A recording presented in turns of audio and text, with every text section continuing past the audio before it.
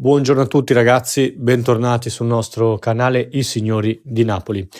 È un mercato che, come avete visto dalla miniatura, ho definito bollente perché così è. Ci sono diverse trattative in piedi, la partenza di Luca sul quale è arrivato forte il Benfica, Ambrosino che lascia il Napoli che punta a un top player clamoroso. Signori, veramente non so da dove iniziare, quindi rimanete fino alla fine per scoprire cosa sta succedendo al Napoli e in particolar modo al suo mercato, un mercato di gennaio che si preannuncia veramente infuocato.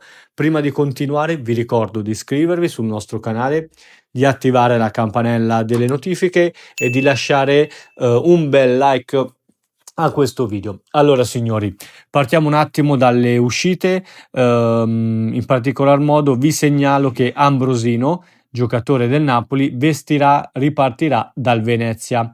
Giuseppe Ambrosino, quindi ecco, ripartirà dal Venezia, l'attaccante lascerà il Napoli per andare a giocare in prestito con diritto di riscatto rinnovabile in caso di promozione in Serie A. Battuta la concorrenza di diversi club, mezza Serie B in fila, anche il Mantova, il direttore sportivo Angelozzi che avrebbe voluto ripetere a Cagliari l'operazione fatta ai tempi del Frosinone, ma il Venezia è arrivato per primo in realtà.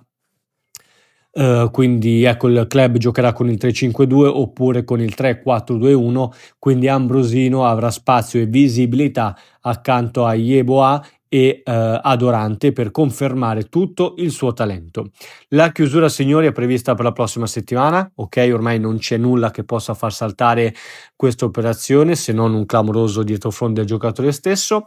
Il Venezia intanto troverà una sistemazione a fila che non è troppo convinto della Juve Stabia. Ecco, quindi intanto vi do un aggiornamento per quanto riguarda le uscite del Napoli con questa idea, con questa operazione chiusa da Manna per quanto riguarda il prestito di Ambrosino. Restiamo sempre in tema delle uscite, delle uscite. Parliamo di Lucca, un giocatore che è al centro del mercato, al centro delle voci di mercato del Napoli ormai da diversi mesi, visto la sua difficoltà nell'ambientarsi a Napoli. Lorenzo Lucca, ecco quindi che in questo momento sembra essere in procinto di lasciare il Napoli in questa sessione invernale di calciomercato. Sul giocatore, come vi ho detto nell'intro del video, adesso c'è molto ma molto forte il Benfica. Lorenzo Lucca potrebbe essere una delle possibili cessioni del Napoli in questo momento, fermo restando che gli azzurri e l'Udinese, ci tengo a specificarlo o comunque a ricordarlo, devono trovare un accordo per poter anticipare l'obbligo di riscatto in modo che gli azzurri possano cedere il centravanti. Su Lucca c'è stato un forte inserimento in queste ore del Benfica. Sembrava lanciato verso un altro tipo di parabola, no? Soprattutto dopo l'infortunio di Lukaku, ma la strada per Lucca, come sapete benissimo, si è messa subito in salita e ora è giunta a un bivio fondamentalmente.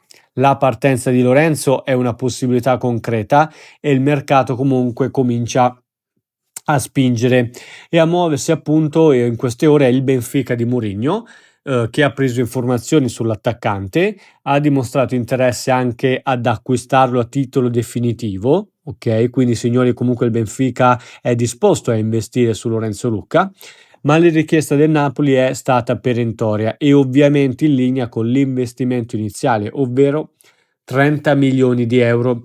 Difficile spostare certe cifre a gennaio, più probabile la cessione in prestito secco con diritto, quindi ecco che Lucca, qualora voglia insomma andare via o comunque desideri avere più minutaggio magari al Benfica, non potrà farlo a titolo definitivo, almeno per quanto riguarda gennaio.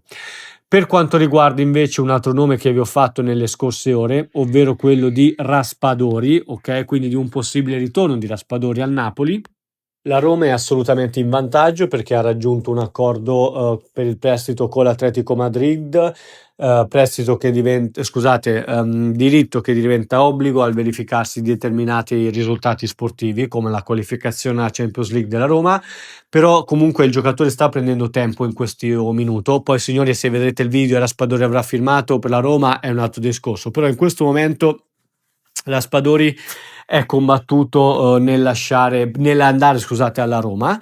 il Napoli lo stuzzica parecchio, però si è lasciato un po' con l'amaro in bocca con Antonio Conte, nel senso che c'è tuttora stima, ma la paura di alla fine ritornare ad essere una seconda scelta spaventa in un poco Raspadori. Manna sta cercando di lavorare comunque a questo clamoroso di ritorno, almeno in prestito, come ha proposto la Roma, e starebbe pensando di far parlare direttamente il giocatore con Antonio Conte per fargli capire che comunque da qui a fine campionato il suo spazio lo avrà. Quindi ecco, monitoriamo comunque la situazione Raspadori, sapendo che comunque la Roma in questo momento è in netto vantaggio.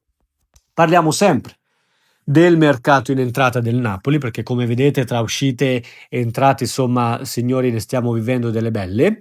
Parliamo ecco del rebus legato a Leng.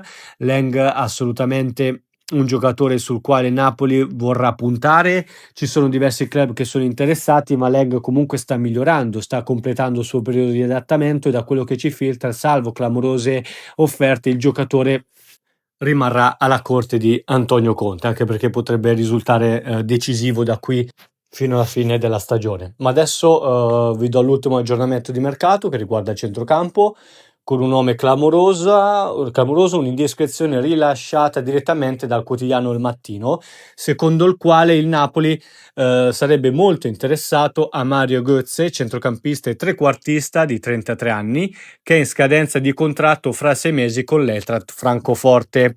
Il tedesco in questi giorni ha fatto partire colloqui con il Francoforte per il rinnovo, ma non è esclusa una sua partenza anticipata. Il Napoli l'ha incrociato già in Champions League qualche settimana fa, ma le vie del mercato, no, come sapete, sono un po' complicate, ma da quello che abbiamo potuto raccogliere noi dei signori di Napoli, tramite le nostre fonti, comunque Manna sta cercando di capire la fattibilità di Gozzi, quindi non c'è ancora una trattativa con il Francoforte, ma c'è sicuramente un interessamento del nostro direttore sportivo per un profilo, signore, che comunque conosciamo tutti benissimo e che porterebbe il Napoli ad avere un'esperienza, diciamo un upgrade per quanto riguarda l'esperienza internazionale assolutamente notevole. Il giocatore sta bene, ha giocato parecchio.